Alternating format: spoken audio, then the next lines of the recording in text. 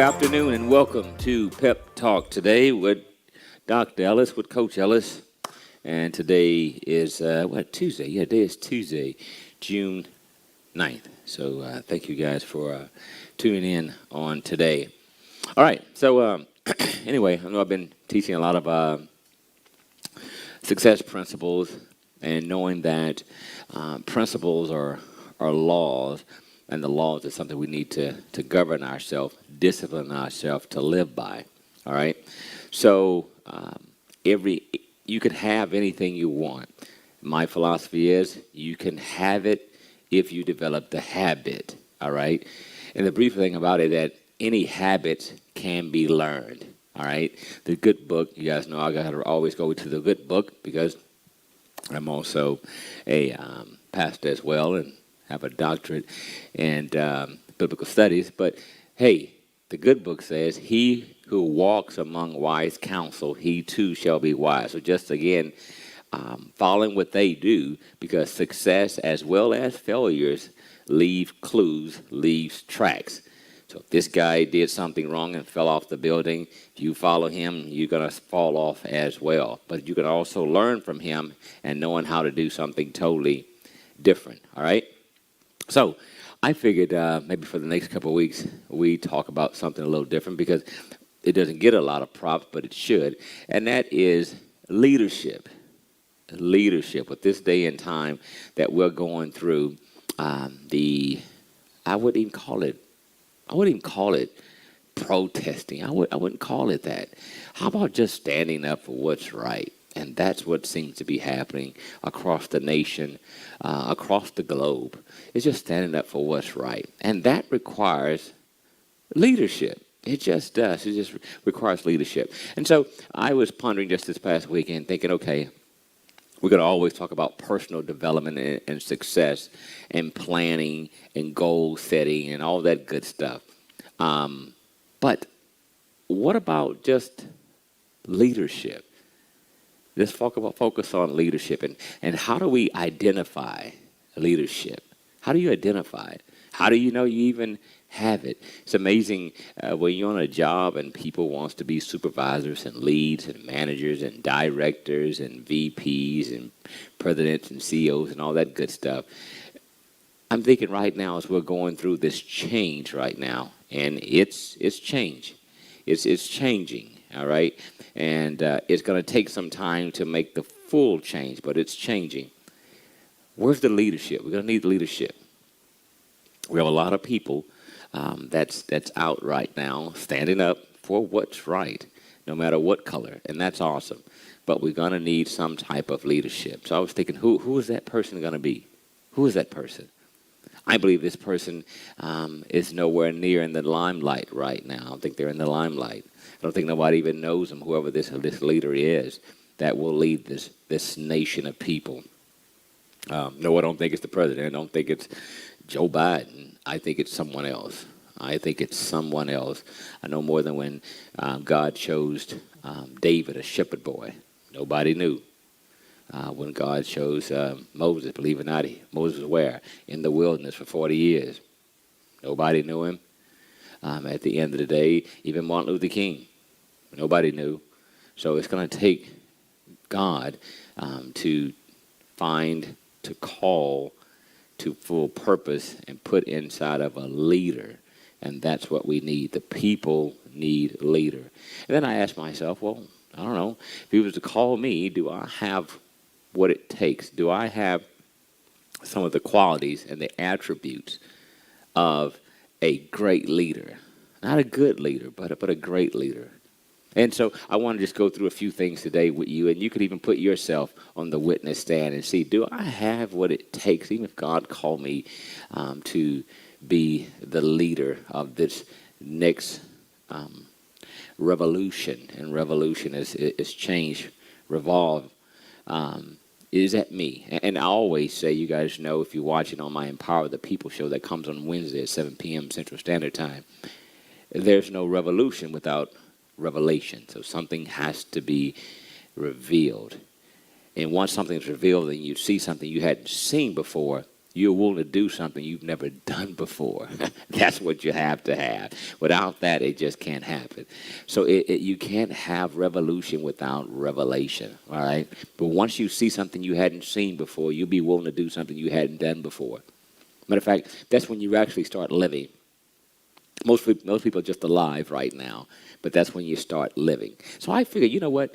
Let me go ahead and put down a couple qualities and characteristics and requirements of a great leader, So I put this little quote here real quickly, and then I'm going to move to some of the qualities of a great leader, and then I'm going to move to some of the attributes of a great leader.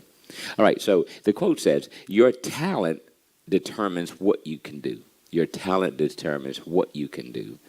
Your motivation determines how much you're willing to do it.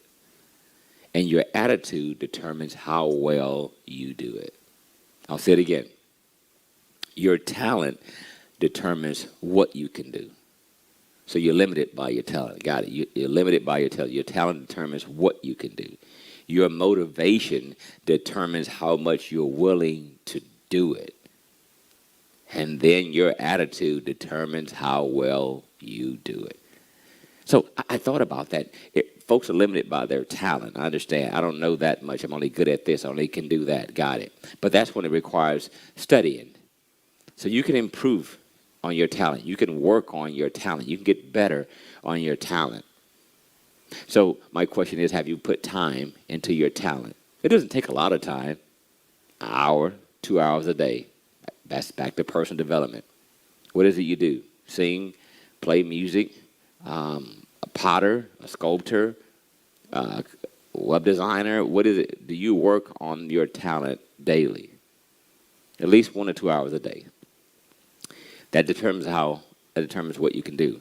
Your motivation determines how much you're willing to do it. You say, yeah, sometimes I do it, sometimes I don't. Then, yeah, you're not really motivated to do just that.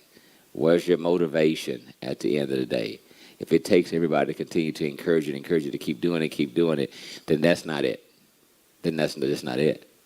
And then your attitude determines how well you do it. So I come to realize today that when people do a half job, or not so complete job, or not so impressive job, I realize it has nothing to do with talent. It has everything to do with their attitude.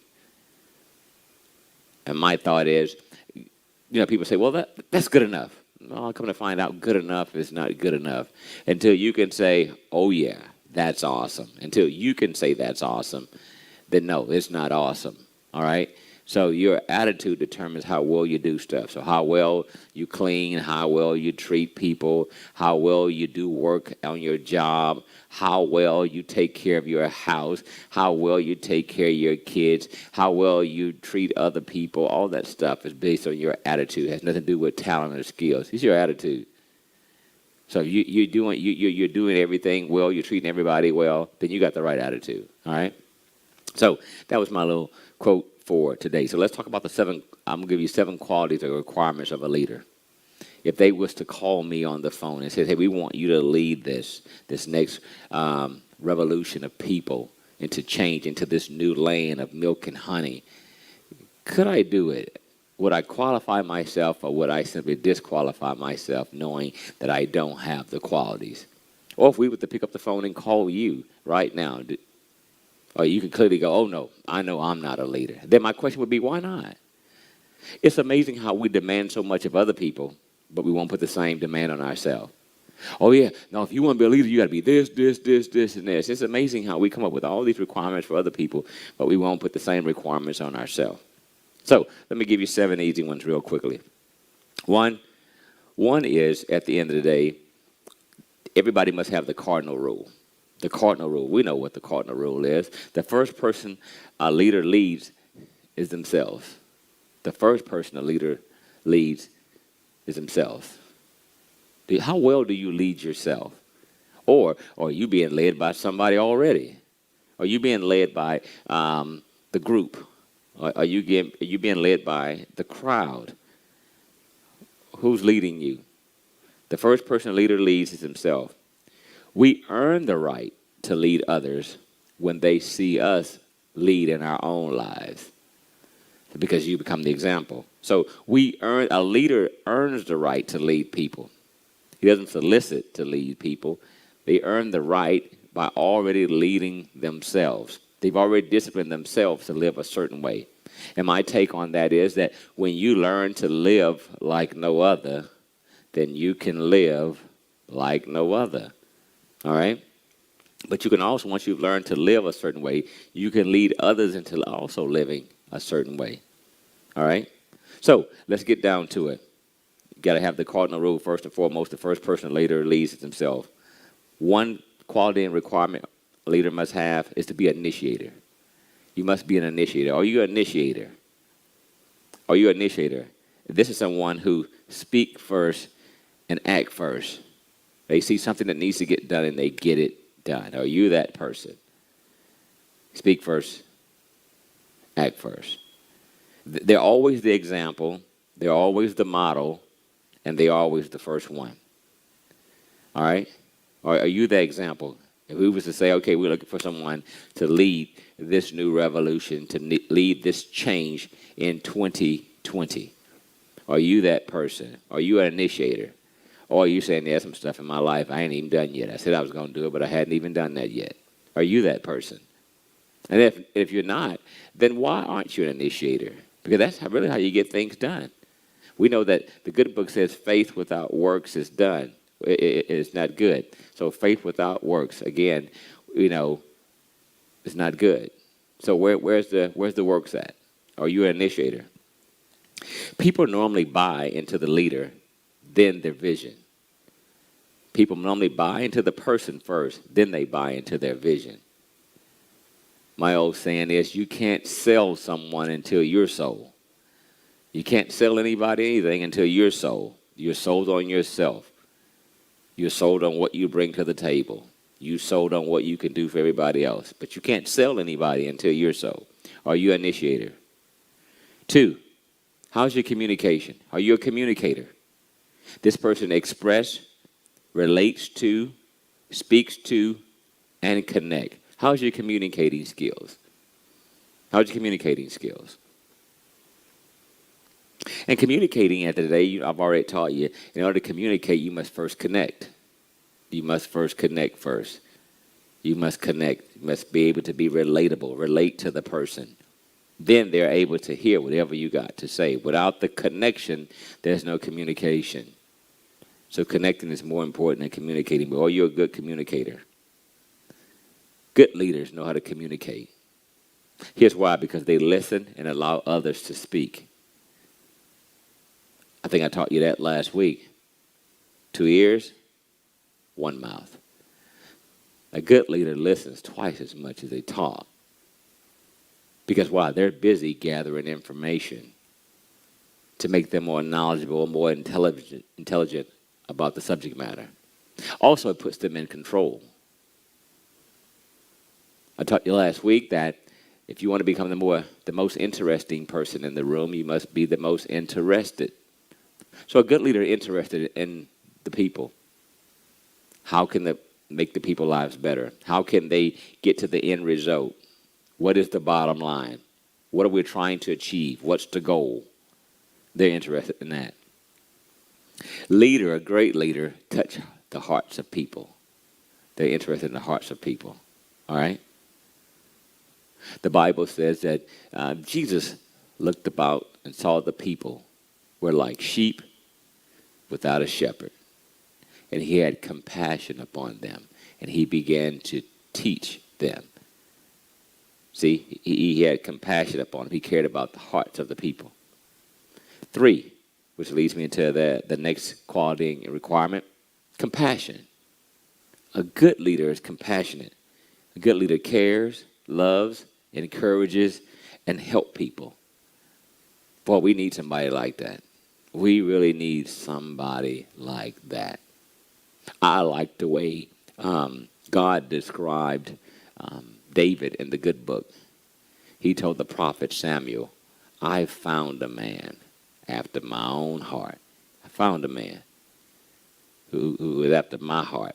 And understand that God's heart is about his people. Why? Because he created man in the image of him. So God cares about people. Bottom line. Black, white, brown, red, tan, doesn't matter. God cares about all people. And the leader must care about all people, not a certain group of people. So they're compassion. All right? So again, a leader has compassion. It cares, loves, encourages, and help people. Write this down while you have compassion. Who you are is who you will attract. Who you are is who you will attract. Who you are is who you will attract. Why? Because like attracts like. You won't attract anything that you're not. You say, I need to attract some better people in my life. That's easy. You say, well, how do I do that? Become better. If you want better people to come in your life, then you got to get better. You see, every time, like being single, gosh, every time I'm out there dating, I just seem to not get any good people. Well, because you're not quite there yet. You know, you're kind of unrealistic on your expectations. You can't be a C and think you deserve a B or an A. No, you become a B and you deserve a B. You become an A and you deserve an A. So if you want things to become better, then I highly recommend and suggest you become better. That's all. You become better. All right? So, you got to have compassion. Watch this. Leaders accept folks for where they are. Leaders accept folks where they are at. They won't leave them there, but they'll accept folks right where they're at, and then they'll lift them up. They'll encourage them. They'll inspire them. They'll motivate them. All right? They'll edify them. Leaders accept people for where they are and then bring them up to where they desire them to be. Okay? So we got initiator, number 1. 2, a communicator. 3, compassion. 4, well, this is a major one, character. People say, well, I'm an initiator. I mean, I get things done. I know how to communicate well. I care about people. I care about all people. That's great. How's your character? This is a tough one, being a leader. I got to be honest with you. How's your character? You say, what's character? I'll say a few words and see if do they ring a bell or two. Are you honest? At all cost. Your honesty. How's that? Some of us can't be honest just with ourselves, let alone with other people, or honest in relationships, or honest in friendships. How's your honesty? All right? How's your honesty? Can you be honest no matter what the cost is? All right? The next thing when it comes to character, because most people lose character along the way. They sell out for whatever reason. So they sell out, I believe, first and foremost, they sell out in their honesty. They stop telling the truth. They start to waffle the fence, so to speak. They start to muddy the water, so to speak. The next thing I want to say, when you talk about character, not only just honesty, how's your integrity? You see, what's integrity?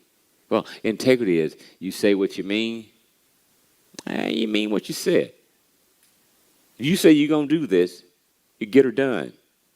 I'll say it again. If you said it, you get her done. You don't come up with excuses. You don't come out and say, why not? You didn't get it done.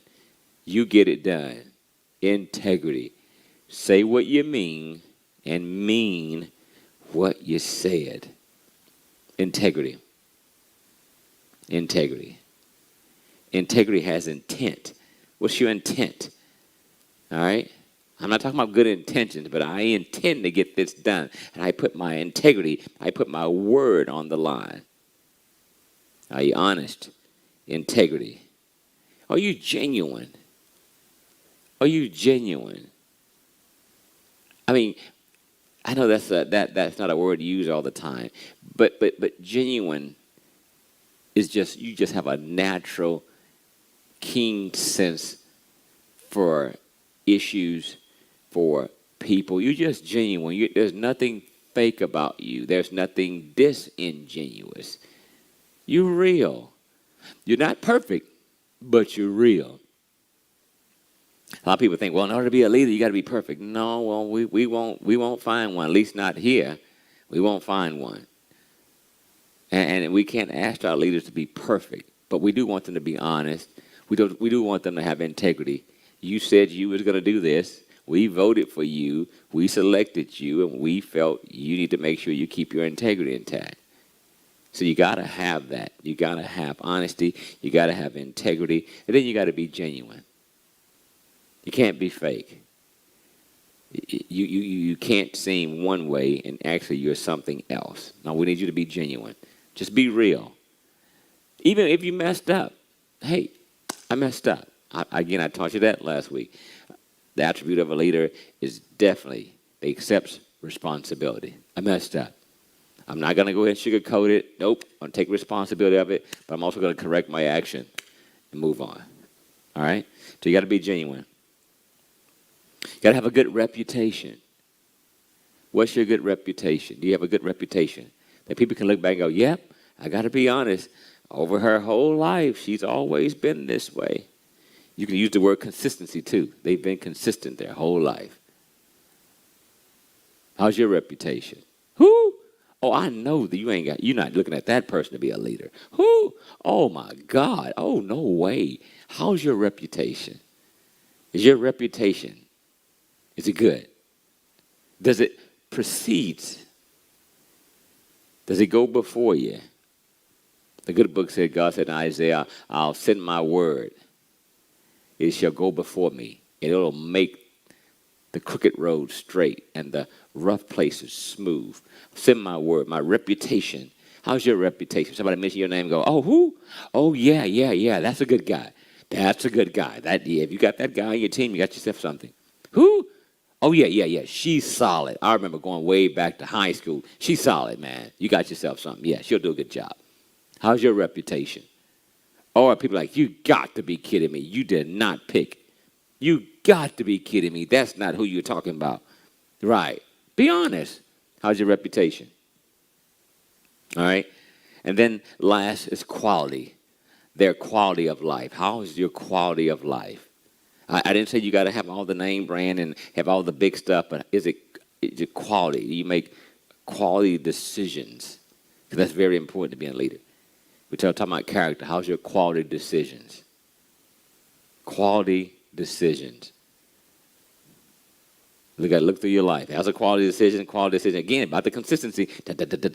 How's your quality of decisions? Be honest. Oh, you say, my decision hadn't been that good. Okay, then how do we make it better? How do we make it better? Your quality of decisions. And your quality of decision, believe it or not, determines your quality of life. It really does. It determines your quality of life. Okay? All right. And last but not least, we're talking about character, and I'll be moving off of character. Are you reactive? Or are you responsive? I mean, to be honest, we got a current leader now. He's very reactive. That's not good.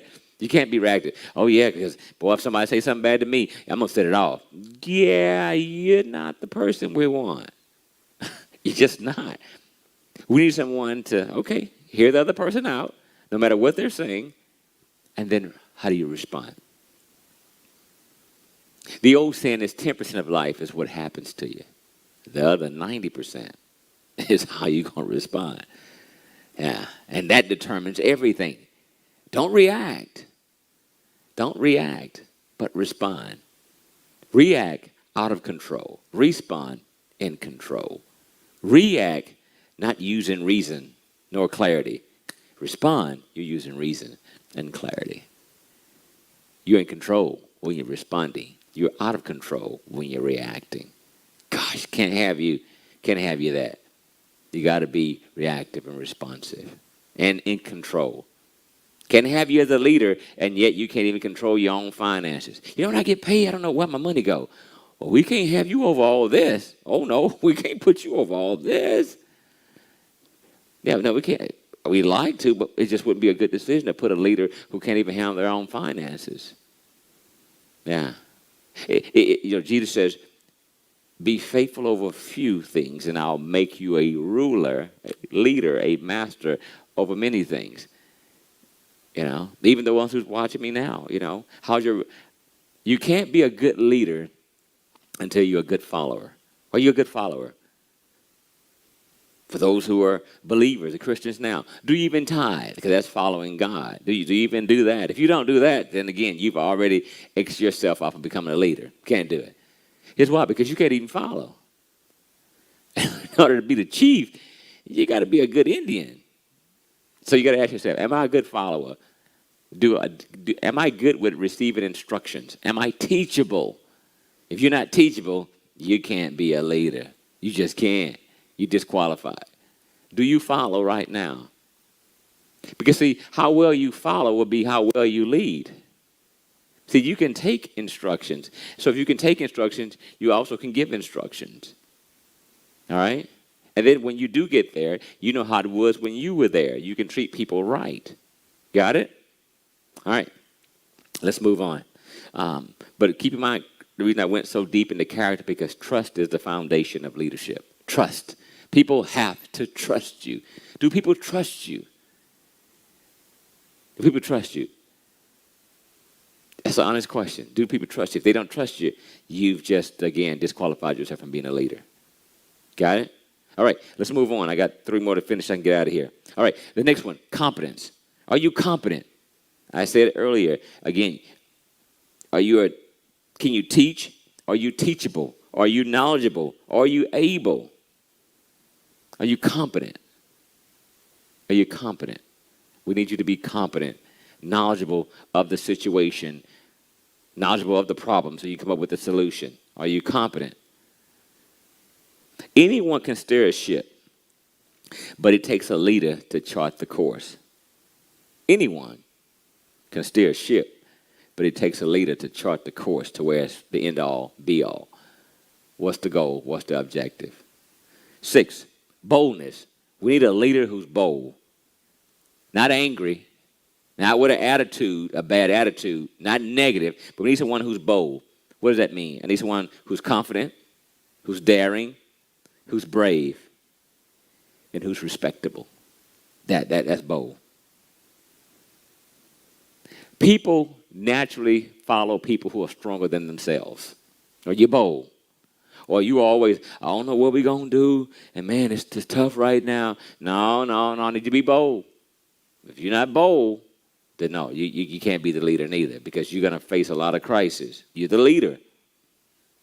I heard a quote years ago that says this: the only reason you have a knife in your back because you're up front, you're not in the back. So you ever been stabbed in the back? Because, man, that dude stabbed me in the back. Well, I mean, he could stab you in the back. You were in front of him, and he was behind you. So if you can't handle getting stabbed in the back, then once again, you're not ready to be a leader, because you got to be bold to take the knife in the back. But those who take knives in the back, you're leading. You're not following. You're leading, which is good. All right. So you got to be bold. And last, and certainly not least, to me is probably the most important one. A leader must be a server. Are you a server? One who prepares and offers. Are you a server? Or do you like to be served? The disciples asked Jesus, hey, out of all of us, it's 12, which one of us is the greatest? Which one of us is the greatest, Master? Who's the greatest out of all 12 of us? And boy, he said a response that just blew their mind. So that's easy. The one who serves the many, that's the greatest one. A leader desires to serve, not to be served. If you have leaders out there who's trying to enforce and try to make people do this and make, that's not a leader. They're in a leadership position, but they're not a true leader. Because a leader serves, a leader guides, a leader influences people. This is what we should do. This is what's best for the team. This is what's best for the house. This is what's best for our family. This is what's best for our marriage. This is what's best for the business. All right? So they serve. Write this down and I'm done. A leader must give up to go up. I'm going to say this again. A leader must give up to go up. So when we look back, David, again, you must give up to go up to be great. Moses give up his life to go up to be great. MLK gave up his life, and yet he went up to be great. And then the last and the greatest of all, Jesus. He gave up his life to be the greatest, and he is the greatest.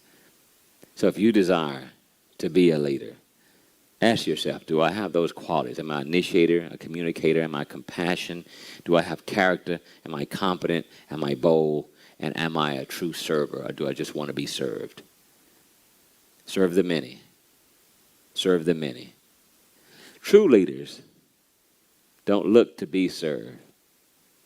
They look to serve, and that's how they become the leader. Hey, I hope you enjoyed today's class today. I know I kind of changed the format, but leadership is what we will be on, that you can be the next leader. Where there's no revelation, there's no revolution. Change is what's happening, and I'm excited and believing that there's going to be someone who's going to step up and become that great leader. Hey, have a wonderful Tuesday. God bless. See you on Thursday, next Pep Talk. Bye now.